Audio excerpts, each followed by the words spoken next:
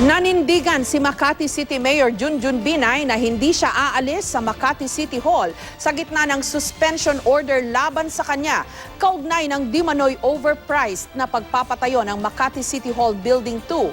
Samantala, apektado na ang operasyon sa City Hall. Live mula sa Makati City, may report si Mariz Umali. Mariz? Jessica, lumipas ang 2 araw na walang isinisilbing suspension order para kay Makati City Mayor Junjun Binay. Kaya 2 araw na rin walang alisan dito sa Makati City Hall ang alkalde. Pero tila hindi pa raw sapat para sa kanyang mga katunggali sa politika ang kanyang suspensyon. Dahil base sa impormasyong kanilang nakuha ay plano rin daw di umano ng ombudsman na maglabas ng second wave of suspension at ngayon naman ay para sa kanyang buong konseho. Batay sa impormasyong natanggap umano ng kampo ni Makati City Mayor Junjun Binay mula sa kanilang source, hindi lang daw siya ang gustong paalisin sa pwesto. Balak din daw ng Office of the Ombudsman na suspindihin maging ang buong konseho ng lungsod. Nadawit din sa mga reklamong isinampa kaugnay ng umano'y overpriced na pagpapatayo ng Makati City Hall Building 2. At kapag naisakatuparan na raw ito, magtatalaga raw ang Department of Interior and Local Government ng isang officer in charge. Ang plano dito is a series of cases again and probably eliminate the whole council. Tama nga po itong nababalitaan namin nang gusto po nila ay ubusin ng mga opisyalis dito at maglagay ng isang officer in charge.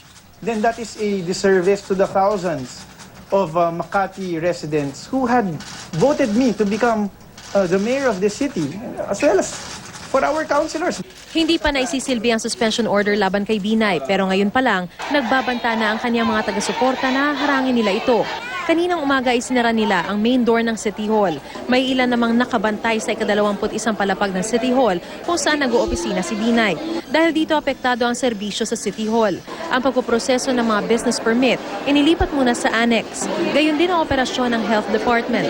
Ang Makati City Regional Trial Court naman nagsuspindi ng trabaho kaninang hapon. Dahil sa abala humingi ng paumanhin si Binay sa publiko. The plan here really is to avoid any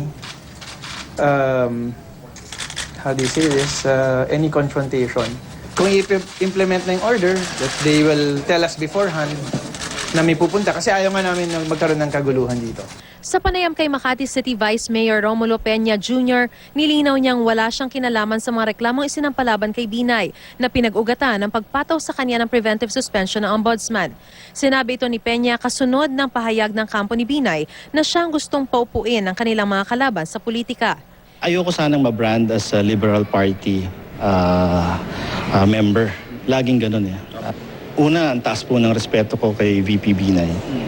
Kalawa, si Mayor Junjun kaibigan ko po. Ang nangyayari po ngayon talagang hindi po natin inaasahan. At pagpatungkol po sa mga kaso, ako po walang kinalaman dyan.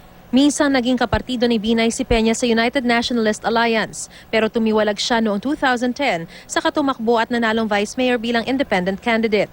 Naging running mate ni Peña noon si dating Makati City Vice Mayor Ernesto Mercado na siyang nag-aakusa ng katiwalian sa mga Binay. Noong 2013 naman, tumakbo si Peña sa ilalim ng Liberal Party kung saan running mate niya si Attorney Renato Bondal ang nagsampa ng reklamong plunder at graft laban kay Binay. Ang pinaka-primal fear ko dyan is magkaroon ng kaguluhan. And sana, tulad ng nasabi ko kanina, maisip nilang lahat na dapat i-practice din natin. Anyway, temporary lang to eh. After na mapatunayan nila kung sakasakali, yung mga bagay na dapat nilang patunayan, and it turns out na okay naman, and then 2 kamay, ibabalik natin kung ano man yung posisyon na iaatang sa atin ng DILG. Jessica, ayon sa tagapagsalita ni Vice President Jejomar Binay na si Attorney Rico Quicho, nagkasundo na raw ang lokal na pamahalaan ng Makati at ang DILG na isilbi na lamang sa Lunes ang suspension order. Ito po yung huling araw ng 5-day period na iniutos ng Ombudsman para isilbi ito. Kaya inaasahan daw ng kampo ng alkalde na tutupad ang DILG sa kanilang napagkasunduan. Pero ibang kaso na raw kapag maglabas ng TRO ang Court of Appeals. Samantala, kung makikita nyo, tuloy-tuloy pa rin po ang programa dito sa Makati City Hall grounds, kaya wala ring alisan ang kanyang mga taga-suporta. Jessica?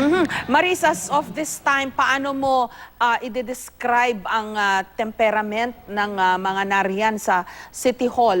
Ano ba? Relax lang sila? Cool ba? O mainit ang mga tao? Well, right now, Jessica, dahil nga may mga programa na maraming mga nagkakantahan at nagsasayawan na ine-entertain talaga itong mga taga-suporta rito, ay cool lang naman ang kanilang mood, ano? At sila nagre-relax lang. Pero nung tanungin natin sila kanina na oras na isilbi na yung suspension order, ano raw ang gagawin nila? Sabi nila talagang haharangan daw nila ito at hindi nila hahayaang makalapit man lang dito sa City Hall yung mga magsisilbi ng suspension order, Jessica. Samantala, paano naman yung mga may kailangan kunin sa City Hall? Yung mga kukuha ng permit, yung mga kailangan na lisensyang bayaran, etc. Paano na yon, Mariz?